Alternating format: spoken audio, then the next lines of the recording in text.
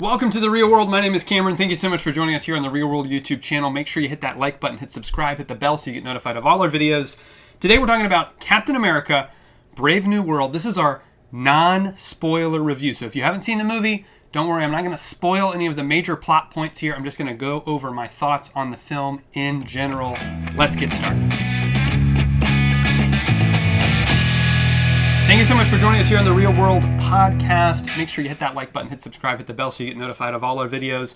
Join us on Facebook, Twitter, Instagram, Letterboxd. We're all over the place, so make sure you follow us there, and we'll give you a follow back on Letterboxd if you follow us there. So we really appreciate your support. We're over 600 subscribers, on our way to 700, which is really exciting. So help us get there by hitting that subscribe button and hitting that bell so you get notified of all our videos so you won't miss a single review or reaction or podcast here on the Real World YouTube channel. Today, the new Marvel movie is out. So Captain America Brave New World hit theaters this weekend. It's doing a great job at the box office, but it's not doing so great critically. Reviews are very mixed on this movie, and I'm much the same way. My review is a bit all over the place because the movie itself is a bit all over the place. So I'm going to go over my thoughts on it, the bad, the good, all of it. Let's get started.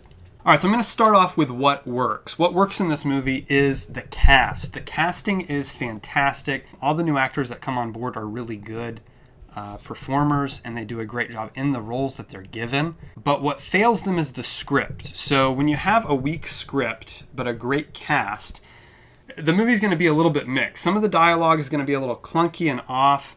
Other moments are going to really shine and allow these actors to really do what they do best, which is bring these characters to life. And so that's what we got here. We've got Anthony Mackie in the role of Captain America now, taking on the mantle from Chris Evans' character Steve Rogers. And he does a great job taking on this role. He's a leader. He's responsible. He has courage and bravery, as the title suggests. And he does a great job making this character really interesting and different from Steve Rogers, and expanding on what he's done as the character in the past. Of course, he's shown up as the Falcon in other films, but here he really gets to take center stage. The movie focuses on him and who he is and what he's going through, and the relationships he has with several other characters in the film who we'll get into in just a moment. The other highlight of the film, of course, is Harrison Ford, which I think comes as a surprise to no one. He's one of the greatest actors working today, perhaps one of the greatest actors of all time, my personal favorite actor. He's played so many iconic roles, from Indiana Jones to Han Solo, Jack Ryan. You know, he's starred in several of these sort of political thrillers. He's even played the president before in one of my favorite films, Air Force One, which is tons of fun, from back in the 90s. So he's an actor that's been around a long time, and he knows what he's doing. So to take over this role, he's another actor who's taking over a role in a different way from Anthony Mackie, who's kind of passed the shield on by Steve Rogers. He's taking over the role of Thaddeus Ross from William Hurt, who unfortunately passed away a few years ago and has been a vital part of the MCU since the first phase, that very first Incredible Hulk movie. Came out in 2008. He was cast in, and he showed up in Civil War and other places as well. But unfortunately, he passed away, so he could no longer play the character. But getting a guy like Harrison Ford to take over that role is a great choice because he's such a great actor. Everyone knows him so well that he just kind of slides right into the role, and it's pretty seamless. So I'm a big fan of what he did here. Really added a lot of layers and depth to Ross that I wasn't expecting. So he's a major highlight in the film. Other actors I like, Danny Ramirez as Joaquin Torres, the new Falcon, is excellent. I really liked his character and the relationship he has with Sam Wilson. Really incredible what they were able to do there. Giancarlo Esposito, always a great addition to any cast, and he does an excellent job as one of the antagonists in this movie. I only wish he had more screen time. And the same goes for Tim Blake Nelson. I think he really did a great job coming back as his character, Dr. Stearns. As comic book fans know, he becomes the leader. And this film really explored him a bit more, but I felt like there was just a little bit lacking. We just needed a little bit more with both of those characters, rather than some of the other characters that we get, who I'll talk about in a moment. So Mackie proves himself an excellent leading man. He earns the title of Cap in this movie.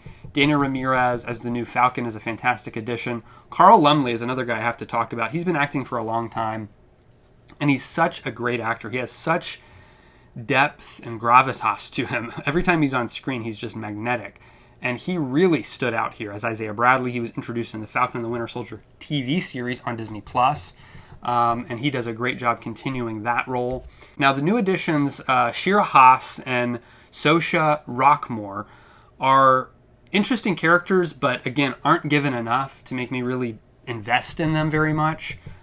So, again, I think the script failed them, the movie failed them. There's so many characters here, and kind of, subplots going on with each one of them, that the movie just feels like it kind of buckles under the weight of its own story in some ways. So that was a bit of a letdown. So a few other things that I liked were the production design. Very good production design. The costumes, makeup, and hairstyling, excellent across the board.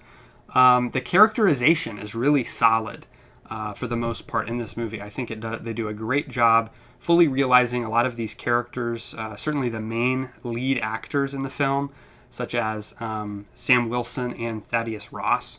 They do a great job with that. The relationships between the characters are very believable. You buy into these relationships and you invest in them. And so all of that worked really well. We care about the characters, what they're going through. Sam and Ross both have great character arcs, I think, over the course of the movie that are very effective, especially Ross. I was really impressed by what they did with his character here. And most, but not all, of the emotional moments are pretty impactful, and they work when they don't undercut them with some other things that I'll talk about in just a moment. So that's what works. The cast, a lot of the character stuff, the story, the elements of the storytelling with the characters works quite well. Now, what does not work is, like I said, the script is uneven. And so you'll have a lot of exposition here. They're trying to communicate to the audience exactly what is going on at all times. And so they're repeating the same exposition over and over again, which gets very boring very quick. And so that was a major problem I had with the movie. There's really no mystery. You're not guessing what's going on here and trying to figure it out with the characters. They're kind of just explaining it to you over and over again, which is a big problem. And I would much rather have just been left in the dark and not knowing what was going on and trying to figure it out with Cap and Falcon. I think that would have been a much more interesting and engaging story.